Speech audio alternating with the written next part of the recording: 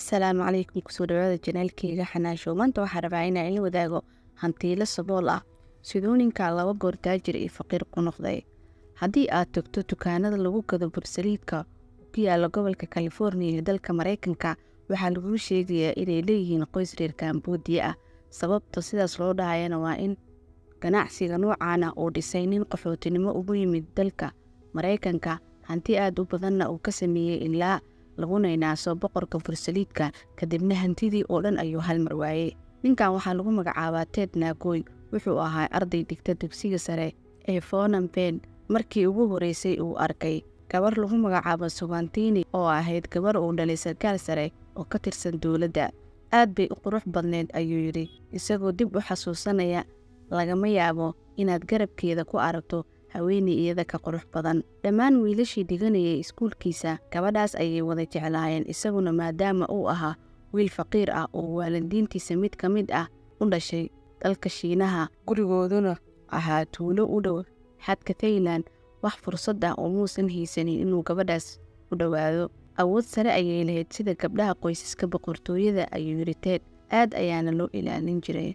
Laakiin Ted wuxuu markii dambe ogaaday in qol yar uu ka deganaa dhismo 4 dabaq ah oo ay daaqadiisa ku wajahneyd guriga ay deganaayeen reerka Sugantini. Halkaas ayuuna ka arkay fursad uga banaan. Maqrib kasta wuxuu soo fariisan jiray daaqadiisa oo furan, wuxuuna ka dhawaajin jiray violin muusig macaan leh. Sugantini hooyadeed markii ay muusikaas maqashay waxay dareemi jirtay in qofka garaacaya uu yahay ruux gabadheeda jecel. Habeenada ka mid ayuu arkay Sugantini oo joogta barandada banaanka ee daaqadiisa ku beegnaa, wuxuuna go'aansaday in uu tallaabo u qaado. Wuxuu u qoray warqad yar uu ugu sheegayo inuu degan yahay dhismaha kasoo horjeeda uuna yahay qofka violinta garaaca maalin kasta. Warqadii ayuu dhagax kugu duuduubay wuuna u tuuray. Wax jawaab ah muusan helin dhowr maalmood, laakiin markii dambe mid ka mid ah shaqaalaha Sugantini ayaa gurigiisa u keenay jawaab. Qoraalka ay u soo dirtay waxa uu ku qornaa: waan kaaga mahadcelinayaa garaacista violinta, aad bay cajiib u tahay, qalbiga ayayna taabanaysaa. Intaa kadib waxaan isweydaarsan jirnay fariimaha aan isku marsiino warqadaha, sidaas ayayna ku xiriiri jirnay ayuu yiri Ted. Maalin maalmaha ka mid ah Ted wuxuu warqadii ugu qoray: maxaa dhacaya haddii aan ku soo boodo qolkaaga? Sugantini waxay ku soo jawaabtay: aad u taxadar, haddii aad qolkayga ku soo dhici weysid waxaad ku dhacaysaa qolka hooyaday. Waxay u maleynaysay in Ted uu kaftamayay, laakiin isaga dhab ayay ka ahayd, iyadoo ay jireen waardiyaal badan oo guriga lahaa iyo eeyo aad tababaran.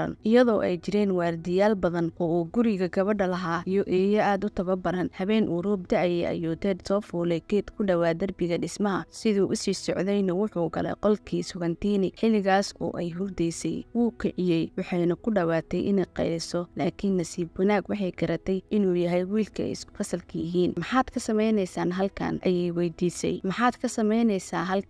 weydiisay. Waxaan halkan u joogaa inaan jacayl kuu qaaday ayuu ku jawaabay Ted, laakiin maxaan samayn doonaa markii uu waaga baryo? Aniga waa inaan iskuulka aado. Hawlwelin, waxaan isku qarin doonaa sariirtaada hoosteed ayuu Ted yiri. Sidaas ayuuna sameeyey. Sugantini habeenkii ayay raashin ay si qarsoodiya ugu keeni jirtay maalmo badan, kadibna waxay u sheegtay inay iyada xitaa jeclaatay. Waxay wacad ku mareen inay weligood daacad isku ahaan doonaan. Wuxuu sheegay in uu qolkeeda ku dhuumanayay muddo 45 maalmood ah ilaa markii dambe la arkay. Sugantini qoyskeeda waxay Ted ku qasbeen inuu soo afjaro xiriirka, isagoo gabadha u sheegaya in jacaylka uusan daacad ka ahayn. Sidii lagu amray ayuu sameeyey, laakiin markii dambe muddo ayuu soo qabsaday wuuna isku muday, isagoo sheegaya inuu iyada la'aanteed ka xigo dhimasho. Intuu uu isbitaalka ku jiray, Sugantini qudheyda waxay isku dayday inay istisho. Markii ay qoyskeeda arkeen sida ay uga go'an tahay, sida uu go'aankoodu u adag yahay, way isku ogolaadeen. Waa sheeko waalan, laakiin waa run ayuu yiri Ted oo hadda 78 jir ah. Jacayl dhab ah ayaan u qabay iyada, laakiin wuxuu qirtay inuu ka warhayay in jacaylka uu xoogga ku saaray helitaanka Sugantini uu ka hor istaagay horumarinta noloshiisa. Way isguursadeen, waxaana bilaabeen nolol xaaladuna way fiicneed ilaa uu dagaalkii sokeeye ka qarxay sanadkii 1970 oo u dhexeeyay dowladda iyo xoogagii shuuciga oo hogaaminayay Pol Pot. Ted oo 4 luqadood ku hadli jiray waxaa sargaal dhinaca isgaarsiinta ah ka dhigay sayidkiis General Saxon Tucker. Durbadiina darajadiisa waxaa la gaarsiiyey General. Ted iyo qoyskiisa da'da yar waxay u guureen caasimadda Bangkok. Bil kasta wuxuu Cambodia ugu laaban jiray jiray inuu mushaar u soo qaado ciidamadiisa, laakiin xaaladdu way sii xumaatay, waxaana safarkii ugu dambeeyey ee Abriil 1976 la qabsaday caasimadii waddankiisa Cambodia. Ted wuxuu u suuro gashay inuu ka soo baxsado duulimaadkii ugu dambeeyey ee ka soo baxayay magaalada Phnom Penh, laakiin waxaa laga soo tegay sugaantiini waalidiinteeda. Markii dambe waxaa loo soo sheegay inay ku jireen dadkii ugu horeeyey ee ay dileen qolyihii Shiiciyiinta ee la magac baxay Khmer Rouge. Bishii xigtayba madaxweynihii xilligaas ee Mareykanka Gerald Ford ayaa ku adkaystay inuu soo dhaweynayo qaxooti gaaraya 130,000 oo ka soo qaxay Vietnam iyo Cambodia, wuxuuna dadkii cambaareynayay tallaabadaas ku yidhi, waxaan nahay waddan ay dhiseen qaxooti ka kala yimid caalamka oo dhan, mar walba waxaan nahay qaran bini'aadanimada dhowra. Ted iyo Sugaantini waxay iibiyeen wax kasta oo ay haysteen, waxayna soo raaceen duulimaadyadii ugu horeeyey ee gaaray California, iyagoo ay la socdeen saddexdooda carruurta ah oo kala ahaa wiil ay habaryar u ahayd iyo 2 gabdhood oo wiilkaas la dhashay, kuwaas oo ay soo korsadeen. Markii lagu xereeyey xerada ciidamada badda shuruudda ku xiran inay waddanka si xor ah u galaan, waxay ahayd inuu qof Mareykan ah damaanad qaado oo shaqo iyo hoy siiyo. 4 isbuuc ayay eegayeen qoysas la caawinayo oo ka baxaya xerada, ilaa ugu dambeyntii iyaguna uu damiintay baadari degan meel qiyaastii 35 mayl u jirta magaalada Los Angeles. Ted kaniisadda ayuu ka shaqayn jiray, laakiin wuxuu ogaaday in mushaarka uu qaato uu ahaa 500 uusan qoyskiisa ku filnayn. Waxaa loo fasaxay inuu raadsado 2 shaqo oo kale. Suuqgeeye ayuu ahaa waqtigii u dhexeeyey 6 p.m. ilaa 10 p.m. halka uu kaalin shidaal ka shaqayn jiray 10 p.m. ilaa 6 a.m. Kaalinta shidaalka waxaa ku dheganaa dukaan lagu iibiyo bursaliidka, aad buuna u jeclaystay dhadhankiisa, wuxuuna habeenkii oo dhan arki jiray dad bun iyo bursaliidkaas iibsanaya, wuxuuna ogaaday inuu yahay ganacsi fiican. Haweeneydii ganacsigaas haysatay ayuu weydiiyey in $3,000 uu ku iibsan karo dukaankaas mid la mid ah, laakiin way u dayrisay iyadoo u sheegtay inuusan lacagtiisa iskaga khasaarin. Ugu dambeyn wuu furtay dukaankii, waxaana qaybta lacag qabashada u joogtay xaaskiisa, inkastoo ay ku adkayd luqadda Ingiriiska. Qoyskan waxay maalin kasta shaqayn jireen 12 ilaa 17 saacadood. Sanad gudihiisa Ted wuxuu kaydsaday lacag uu ka furto dukaan kale oo bursaliidka lagu iibiyo. Dukaanka labaadna Sugaantini ayaa wejiga dhoola caddayn ah ku soo dhaweyn jirtay macaamiisha cusub. Markii ay heshay sharciga Mareykanka, waxay magaceedii ka dhigtay Christy. Markii ay sanad kale labada dukaan ka shaqaynayeen, waxay aruuriyeen lacag dhan $40,000. Ted wuxuu go'aansaday in ganacsigaas uu sii ballaariyo, dukaamo kalena uu raadiyo. Waddankoodii Cambodia xaaladiisu way sii xumaanaysay. Dadka rayidka ah waxaa lagu qasbi jiray inay ka shaqeeyaan beero hanti wadaag ah, kuwa diidana waa la jir dili jiray ama waaba la khaarijin jiray. Muddo 4 sano gudaheed ah, 2 milyan oo reer Cambodia ah ayaa la dilay ama u dhintay gaajo, cudurro iyo shaqo xad dhaaf ah awgeed. Sanadkii 1978 ciidamadii Vietnam ayaa galay Cambodia. 1979kiina waxay afgembiyeen Pol Pot, arrintaasoo horseeday qulqul kale oo qaxooti reer Cambodia ah. Ted waalidiintiisa waxay u qaxeen xuduudda Thailand, kadibna waxaa soo wacday safaaradda Mareykanka ee halkaas oo weydiisay inuu soo dhoofin karo. Wuxuu qoyskiisa oo dhan keenay Mareykanka, gabdhihii walaalihiisa ahna kulligood wuxuu u wada sameeyey dukaano lagu gado bursaliidka. Xubno kale oo qaraabadiisa ayaa sidaas ku yimid, xitaa dadkii xaafadda la deganaa qaarkood ayaa la soo dhoofiyey iyagoo ka been sheegaya inay walaalihiis yihiin. Waxay ila tahay in beenta ay u sheegeen safaaradda ay ku saxnaayeen, sababtoo ah qof walba wuxuu rabaa fursad uu ku sii noolaada, ayuu yiri Ted. Ted iyo xaaskiisa Christy waxay Mareykanka ku dhoofiyeen ilaa 100 qoys, iyagoo markii hore gurigooda ku martigelin jiray inta ay guryo uga helayaan. Dadka kalena waxay ku dhiirigeli jireen inay sidaas oo kale sameeyaan. Markii la gaaray 1985 oo ay 10 sano joogeen Mareykan, Ted iyo Christy waxay noqdeen taajiriin milyaneero ah, waxayna lahaayeen qiyaastii 60 dukaan oo bursaliidka lagu iibiyo. Ted waxaa naanays looga dhigay boqorka bursaliidka ama adeer Ted, maadaama uu dad badan oo reer Cambodia ah geeyey Mareykanka. Amaanahan waxay lahaayeen gawaari badan iyo guryo $1 milyan ah oo ku yaaleen barkad lagu dabaasho iyo wiishash kala fuulo. dibadda ayay dalxiis ku tegi jireen mar walbo, waxaana rumeeyey riyadeedii Maraykanka, ayuu yidhi Ted. waan faraxsanayn ilaa nolosheennii oo dhan ay burburto khamaar dartiis. khamaarka aan ciyaarayay wuxuu ahaa arrinta ugu murugada badan noloshayda, ayuu yidhi Ted. Ted waxaa noloshiisii burburiyey Las Vegas, isagoo aan weligiis khamaar ciyaarin ayuu si tartiib tartiib ah u bilaabay. markii dambe wuxuu ku dhexi jiray Las Vegas isagoo mararka qaar khasaari jiray 5,000 ama 7,000 halkii ciyaarba. wuxuu iska hilmaamay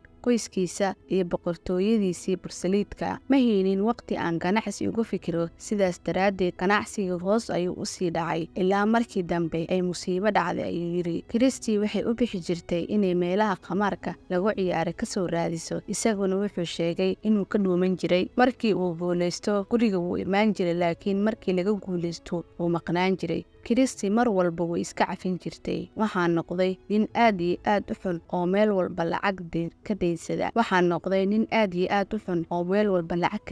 ayuu yidhi Ted. ugu dambeyn isaga iyo Christie waxaa u soo haray hal dukaan, kaas oo ay go'aansadeen inay iska sii iibiyaan. wiilkooda ayaa ku qaaday gaari si ay lacagta dukaanka looga iibsaday u soo qaataan, laakiin xaaladaas xun ayay ku dhammaatay. iyagoo gaariga qaybtii dambe ay u saaran tahay $85,000 ayay booliska wadada ku qabteen. waxaana la ogaaday in gaariga lacagtii lagu soo gaday aysan iska bixin. waa la xiray saddexdoodiba maadaama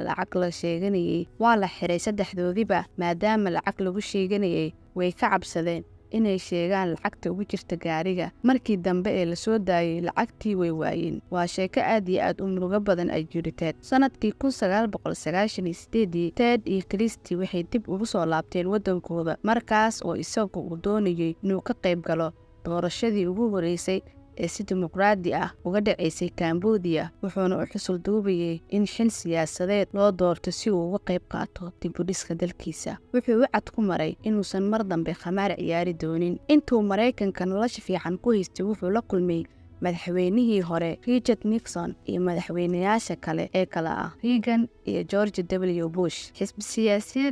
xisbi siyaasadeedkiisii wuxuu ku magacaabay xisbiga jamhuuriga ah ee horumarka iyo xornimada, laakiin magaca xisbigiisii waxay dad badan u qaateen inuu yahay mid looga soo horjeedo qoyska boqortooyada Cambodia. intii uu Ted Cambodia joogay, Christie waxay Maraykanka ugu laabatay dhalashada cunug ay ayeeye u tahay, laakiin muddadii ay maqneed wuxuu xiriir la samaystay haweeney kale. caro ay arrintaas ka carootay awgeedna waxay dalbatay furiin. markii la gaaray sanadkii 2002 Ted wuxuu mar labaad noqday faqiir. lacagtii wuu haystay oo dhan wuxuu ku bixiyey ololaha doorashada, wuuna ku guuldaraystay. markii uu guuldaro kala kulmay siyaasi awood badnaa, wuxuu u baqay naftiisii. mar kale ayuuna u cararay Maraykanka. wuxuu magaalada Los Angeles tegay isagoo hanti dhan ka haysta lacag ka yar $100. qoyskiisii way u caraysnaayeen, ma aysan doonaynin inay wejigiisa arkaan ama shaqo siiyaan, xitaa ha ahaato duwista bursaliidka. marar badan ayaan isku dayay inaan isdilo, nafteyda oo dhan ayaa nacay. waxaan necbaystay ciyaarta khamaarka iyo sidii foosha xumeed ee aan ula dhaqmay Christie, ayuu yidhi Ted.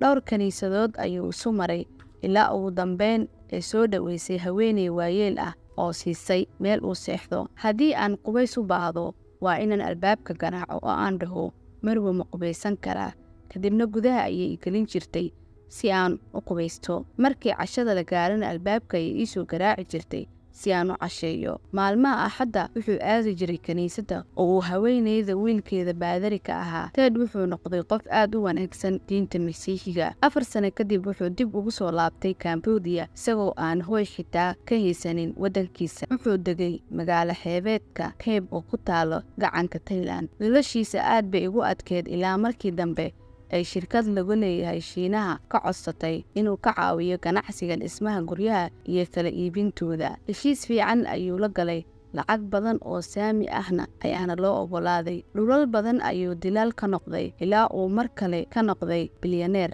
dib ayuu u guursaday, wuxuuna dhalay 4 caruur ah oo hadda 2 yaryar ay weli iskuulka dhiganayaan. Ted taariikhdiisii waxba kama uusan sheegi jirin ilaa ay dhowr sano ka hor u timid Alice Gio oo filimada ka samaysa Los Angeles. haweeneydaas oo qudheeda ay dhaleen waalidiin qaxooti ah waxay su'aalo badan iska weydiin jirtay sababta ay dukaamada bursaliidka ee California badankood u leeyihiin qoysaska reer Cambodia. Alay si fudud uguma aysan dhaadhicin Ted inuu California ku laabto oo filim laga duubo, laakiin khibradda uu filimkaas ka helay wax badan ayay ka daaweysay dhaawacyadii uu dareemayay. Tan ugu muhiimsan waxay ahayd in safarkii uu ku tagay California uu u sahlay inuu dib u soo celiyo xiriirkii Christy oo lafteeda dib u guursatay, caruurtoodana weynaatayna agdegan. Si buuxda ayay ii cafiyeen. Jeer ayaan u sheegay in aan aad uga xumahay wixii dhacay. Markasta oo aan arkay waxaan dhahayay iga raali noqo wiilkaygii, iga raali noqo gabadhayda, iga raali noqo Christy. Haddii saacado dib loo celin karo, aniga ayaa waqtiga soo celin lahaa. wixii la soo dhaafay ma bedeli karo, laakiin wax badan ayaan ka bartay. Hadda wuxuu qoyskiisa la xiriiraa maalin kasta. Qof walba hadda wuu ku faraxsan yahay inuu i arko sababtoo ah waan isbedelay. ninkii xumaa ee aan ahaan jiray waxaan u bedelay nin fiican. Ted wuxuu mar walba ka shalayaa hamaarkii noloshiisa macaaneyd ka burburiyey. waxay ahayd khatarta ugu weyn ee la qaata, ayuu yidhi Ted. intaas ayay ku egtaa qisadeena maanta.